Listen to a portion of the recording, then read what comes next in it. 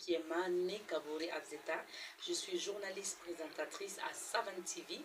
Voilà, donc pour ne pas dire Savane Média, mais je présente l'émission Bonjour le Faso sur Savane TV. Mal, même si on fait avec, parce que généralement, quand vous arrivez, surtout nouvellement dans une rédaction, on ne vous fait pas confiance, donc on ne vous confie pas facilement les choses, même souvent même pour t'intégrer en tant qu'animateur, animatrice, c'est pas simple hein, parce que bon, il y a certains qui se sentent menacés et tout, donc on ne vous ouvre pas forcément les portes, donc j'ai rencontré ces difficultés-là aussi au début, hein, mais j'ai fait le terrain aussi en tant que journaliste terrain, je sais que je suis revenue à la rédaction une fois sans son.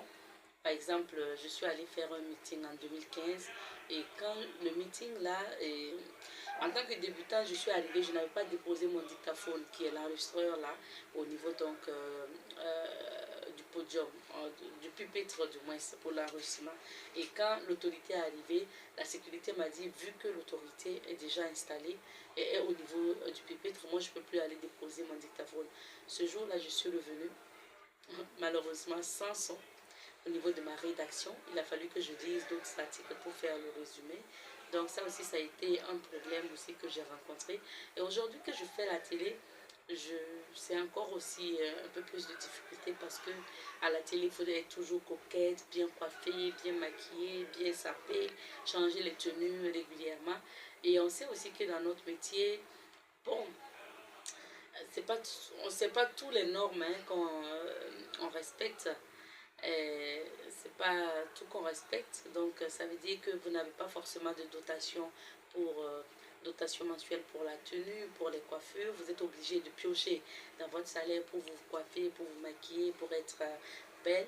Donc c'est un peu ça, hein, ces problèmes-là donc que je rencontre, qu'on rencontre durant ce métier-là, que ce soit à la radio, que ce soit à la télé, que ce soit donc voilà, dans ce métier sur le terrain. Bon, la discrimination en tant que femme journaliste, on peut dire oui, on peut dire oui. Parce que ce qu'il y a, c'est quoi? Même pour certains reportages, on peut dire, ah, comme c'est une femme, il ne faudrait pas qu'elle parte là-bas.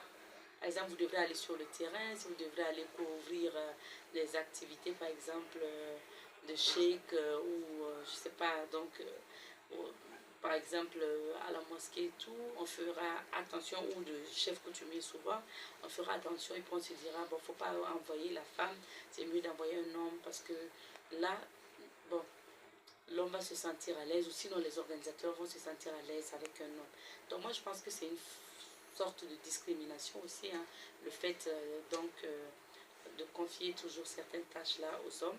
C'est pareil pour les plateaux télé, pour des émissions de débat, par exemple politique, purement politique, vous allez voir que les rédactions vont jusqu'à aller plus opter pour la présentation par un homme au lieu que la présentation par une femme. Parce qu'on se dit que les sujets politiques trop chauds et autres là, trop chauds du moins, c'est les sujets chauds, c'est plutôt l'homme qui peut mieux gérer. Donc ça, c'est des sortes de discrimination que la femme journaliste vit au quotidien donc, dans les rédactions. C'est une réalité. Mais quand même, il y a certaines rédactions qui font un peu la différence, qui essaient d'intégrer la femme dans tout ce que la rédaction fait et tout. Donc, il y a du travail à faire encore, mais bon, sinon ça va un peu. La famille et le travail, voici l'un des défis. Et moi, je suis tellement bien placée pour parler de cette question parce que mon émission est matinale. Ça veut dire que je commence à 7h30, donc je dois être ici à 6h, maximum 6h30. Alors, donc, quand tu es marié, tu as un mari dont tu dois t'en occuper. Tu as des enfants, moi j'ai 3 enfants par exemple, les derniers ce sont des jumelles, donc les dernières du moins ce sont des jumelles. Et c'est pas facile. Quand vous mettez au monde un enfant et à partir de 3 à 4 mois, vous devrez reprendre le travail, c'est en ce moment que ça chauffe. Parce que vous avez votre travail à la maison, parce que vous devrez faire le ménage, faire la cuisine, s'occuper des enfants et venir travailler. Ce n'est souvent pas facile. Ce n'est souvent pas facile. C'est des nuits blanches que vous passez souvent. Et puis vous êtes obligé de venir le matin sourire à l'antenne. Donc, c'est souvent des difficultés qu'on vit au quotidien, c'est une réalité. Et puis, bon, on essaie de faire avec parce qu'il y a la passion, sinon c'est la fatigue. C'est donc souvent le manque de sommeil et tout ce qui va avec, quoi. C'est des problèmes qu'on rencontre. Moi-même, plus d'une fois.